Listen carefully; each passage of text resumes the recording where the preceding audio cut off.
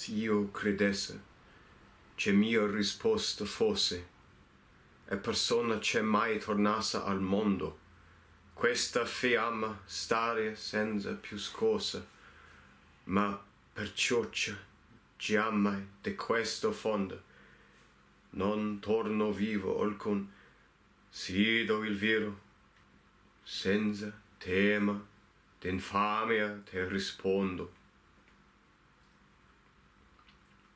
Let us go then, you and I, when the evening is spread out against the sky like a patient etherized upon a table.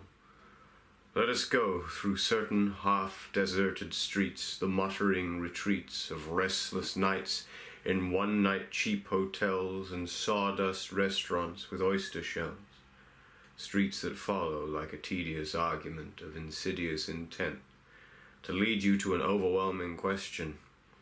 Do not ask, what is it? Let us go and make our visit. In the room the women come and go, talking of Michelangelo. The yellow fog that rubs its back upon the window panes, the yellow smoke that rubs its muzzle on the window panes, licked its tongue into the corners of the evening, lingered upon the pools that stand in drains, let fall upon its back the soot that falls from chimneys, slipped by the terrace, made a sudden leap, and seeing that it was a soft October night, curled once about the house, and fell asleep. And indeed there will be time for the yellow smoke that slides along the street, rubbing its back upon the window panes. There will be time. There will be time to prepare a face to meet the faces that you meet. There will be time to murder and create, and time for all the works and days of hands that lift and drop a question on your plate. Time for you, and time for me, and time yet for 100 indecisions, and for 100 visions and revisions before the taking of a toast and tea.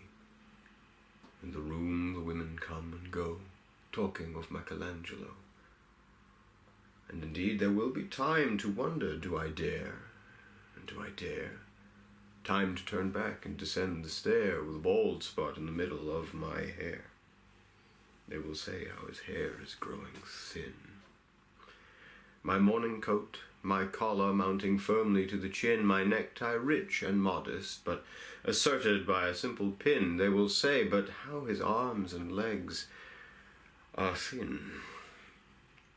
Do I dare disturb the universe? In a minute there is time for decisions and revisions, which a minute will reverse. For I have known them all already, known them all. I have known the evenings, mornings, afternoons. I have measured out my life with coffee spoons. I know the voices, dying with a dying fall beneath the music from a farther room. So how should I presume? I've known the eyes already, known them all. The eyes that fix you in a formulated phrase, and when I am formulated, sprawling on a pin, when I am pinned and wriggling on the wall, then how should I begin to spit out all the butt ends of my days and ways, and how should I presume? I have known the arms already, known them all, arms that are braceleted and white and bare, but in the lamplight downed with light brown hair. Is it perfume from a dress that makes me so digress? Arms that lie along a table, or wrap about a shawl. And should I then presume? And how should I begin? Shall I say I have gone at dusk through narrow streets and watched the smoke that rises from the pipes of lonely men in shirt sleeves leaning out of windows? I should have been a pair of ragged claws, scuttling across the floors of silent seas. In the afternoon, the evening sleeps so peacefully, smoothed by long fingers, asleep, tired, or it malingers, stretched on the floor here beside you and me. Should I, after tea and cakes and ices, have the strength to force the moment to its crisis, And though I have wept and fasted, wept and prayed, though I have seen my head grown slightly bald, brought in upon a platter, I am no prophet. And here's no great matter. I have seen the moment of my greatness flicker, and I have seen the eternal footman hold my coat and snicker, and in short I was afraid. And would it have been worth it, after all, after the cups, the marmalade, the tea, among the porcelain, among some talk of you and me, would it have been worthwhile to have bitten off the matter with a smile, to have squeezed the universe into a ball, to roll it toward some overwhelming question, to say, I am Lazarus, come from the dead, come back to tell you all, I shall tell you all, if one, settling a pillow by her head, should say, that is not what I meant at all, that is not it at all. And would it have been worth it after all?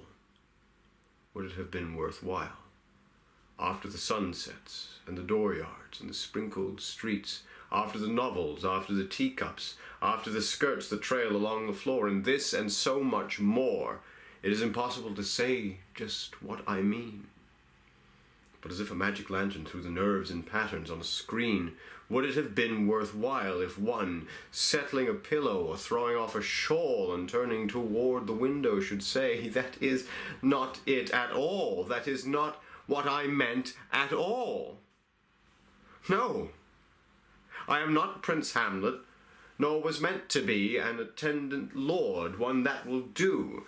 To swell a progress, start a scene or two, advise the prince, no doubt an easy tool, deferential, glad to be of use, politic, cautious and meticulous, full of high sentence, but a bit obtuse, at times indeed almost ridiculous, almost at times the fool. I grow old. I grow old. I shall wear the bottoms of my trousers rolled. Shall I part my hair behind? Do I dare to eat a peach? I shall wear white flannel trousers and walk upon the beach. I have heard the mermaids singing, each to each. I do not think that they will sing to me. I have seen them riding seaweed on the waves, combing the white hair of the waves blown back. When the wind blows the water white and black.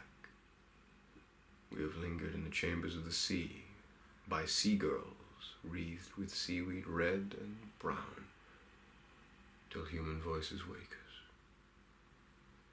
and we drown.